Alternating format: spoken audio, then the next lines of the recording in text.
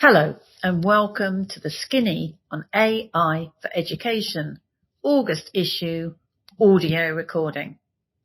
I thought it would be nice to create an audio version of the Skinny because I know a lot of people like to listen while they're doing other activities. So here's the first issue of the Skinny as an audio. The idea behind the Skinny on AI in education is to help people discover the latest insights at the intersection of AI and education. From me, Professor Rose Luckin, and the team here at Educate Ventures Research. From personalised learning to smart classrooms, we decode AI's impact on education. We analyse the news, track developments in AI technology, watch what is happening with regulation and policy, and discuss what all of it means for education.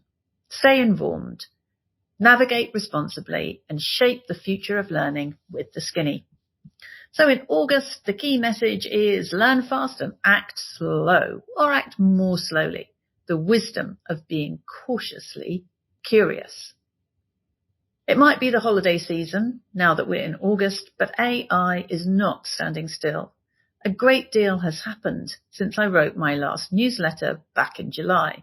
And to be honest, I'm finding it hard to put it all together without making this newsletter too long. So I've tried to provide short summaries and then links to more detail for those who like it. You can find it all at the website educateventures.com. But here's my perspective on what I've seen in the last month as I write this from beautiful Australia. Last week, I had the pleasure of attending EduTech Australia in Melbourne and participating in a panel discussion about AI in education. During the panel, I suggested that educators should learn fast but act more slowly when it comes to AI. This view wasn't universally welcomed. Fellow panellist Sal Khan of Khan Academy fame was quick to challenge my stance on acting slowly. It gave me pause for thought. Had I been wrong to emphasise learning over immediate action? Upon reflection, I stand by my initial assessment. Yes, we've needed to act swiftly in some areas, particularly in addressing the challenges that ChatGPT and the like posed to our academic integrity, and on being wary about ethics and data privacy. Every organisation does need an AI policy to guide its members. But beyond these immediate concerns, I firmly believe that careful consideration must precede action. I understand the pressure we're under. Technology developers have invested enormous sums of money in AI, are understandably keen, therefore, to see returns on their investment. I recently came across a report on OpenAI's projected expenditure, which could amount to $8.5 billion. Yes, that's $1 billion in 2024, while its annual revenue is more likely to be around $3.5 to $4.5 billion. That is a big predicted loss. So it's clear why there's such a push to sell these technologies to us. There's also pressure to innovate, but this too can backfire, as has happened in South Korea, where a proposed introduction of AI-powered digital textbooks in schools has faced a significant backlash from parents and academics. I caution against rushing headlong into AI implementation. While I genuinely believe AI can bring tremendous benefits to education, these benefits will only materialise if we implement the technology carefully and thoughtfully. There is some mind-blowing talk in Silicon Valley, and we need to be wary not to get sucked into the hype. For example, I recently read a fascinating set of blog posts by someone deeply familiar with big technology's AI development. Their optimism about AI's potential to solve world problems was both inspiring and, I must confess, a little concerning. They had answers for every challenge, from chip shortages to power and cooling issues. Yet I couldn't help but notice that we're already facing predicted labour shortages in the chip industry, a problem AI can't yet solve. So I think the optimism is slightly over-egged. This means that whilst we might be seeing some price wars when it comes to large language models at the moment, I can't see how the long-term costs will be reducing when investor return on investment will be a pressing need. And once an educator or student has subscribed to one of these AI tools and integrated into their practice, they will end up feeling trapped into paying too much of a price. I fully embrace learning fast and learning as much as we can. As educators, we must stay informed about the rapid technology developments and their implications. The technology industry doesn't take holidays, and significant advancements are happening constantly. By keeping abreast of these changes, we stand a better chance of ensuring that we have a voice in how these technologies are integrated into our educational systems. My message to you is this: let's be critical consumers of AI technologies in education. It's essential that we carefully evaluate any AI investments, ensuring that they truly benefit our students and institutions rather than simply acquiescing to the latest tech trend. So I stand by my advice. Learn quickly about AI, but implement thoughtfully and more slowly. It may not be an exciting or sexy message, but I believe it is the right message. By being curiously cautious, we can harness the potential of AI to enhance education, whilst avoiding the pitfalls of hasty adoption. Let's embrace this exciting future, but let's do so wisely. Strike a balance between harnessing the potential of AI and ensuring it serves the best interests of society. If you want to know more about some of the technology developments in AI that occurred during July and August 2024, do go and look at the Skinny online at educateventures.com, where you'll also find all the links and connections to the stories that I reflect in this audio recording. You'll find out about Anthropic's new artifacts, a new feature of Claude 3.5 Sonnet, enhancing the user interface for tasks like coding and image generation.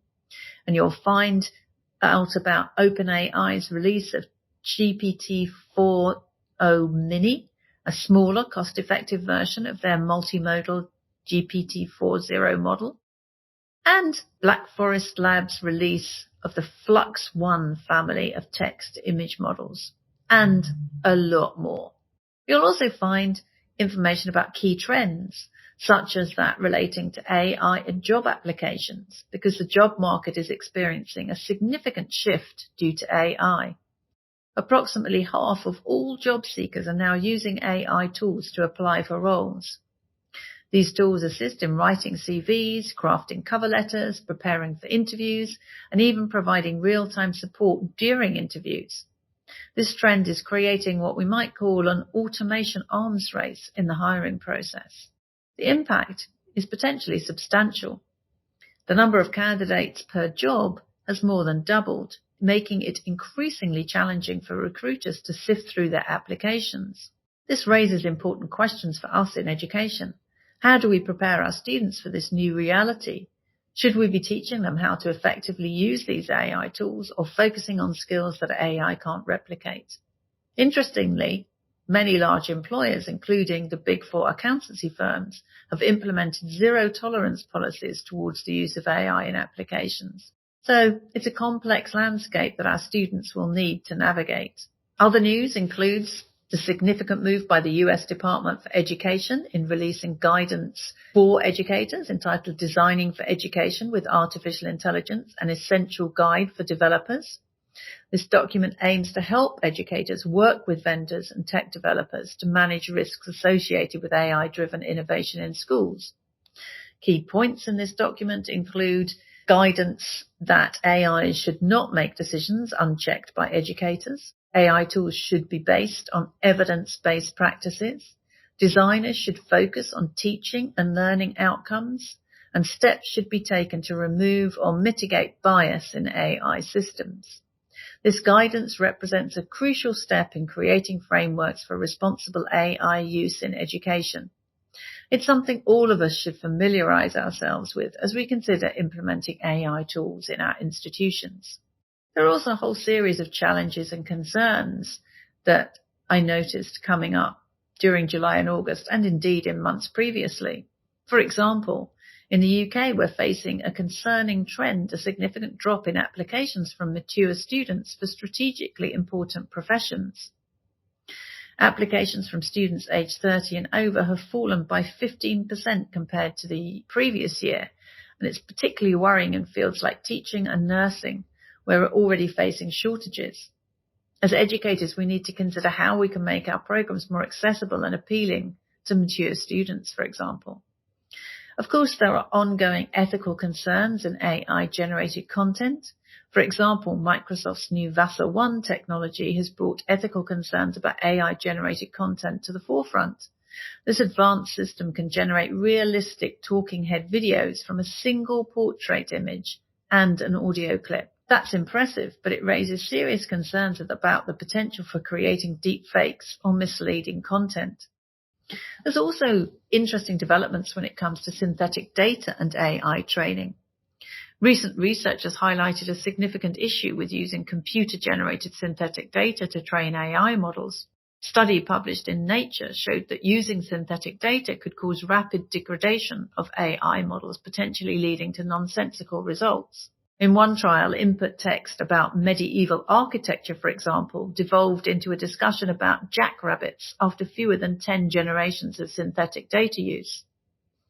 This phenomenon, known as model collapse, occurs due to the accumulation and amplification of mistakes over time.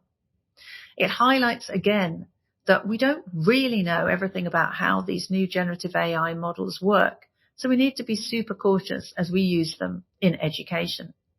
As always, as we move forward, there are key considerations that we need to make sure we're taking into account: ethical implementation, pedagogical focus, digital and AI readiness and understanding, inclusivity, the need for continuous lifelong learning. And we should always remember that while AI offers exciting possibilities, we need to make sure we're using it to enhance and support human teaching and human intelligence, not replace it. A goal should be to harness AI's potential to create more personalized, more effective, more inclusive learning experiences for all students. The future of education is not about choosing between human teachers and AI, but about finding the optimal way to combine human expertise and AI capabilities. By doing so, we can create learning environments that are more engaging, more adaptive, and more effective than ever before. So my advice is stay curious, stay informed, and let's work together to shape an AI-enhanced future of education that puts learners first. The challenges are significant, but so are the opportunities.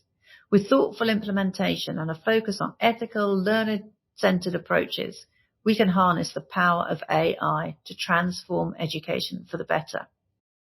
This is Professor Rose Lockin signing off. Until next time, keep learning, keep innovating, and keep putting learners first.